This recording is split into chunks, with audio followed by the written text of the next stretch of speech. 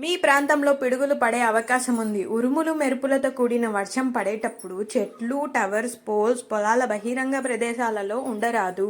సురక్షితమైన భవనాల్లో ఆశ్రయం పొందండి. ఈ మెసేజ్ చూడంగానే ఏముందిలే నార్మల్గానే పడుతుంది కదా అలాగే పడుతుంది అనుకున్నాను. కానీ ఇంత వేగంగా పడుతుందని మాత్రం ఎక్స్పెక్ట్ చేయలేదండి.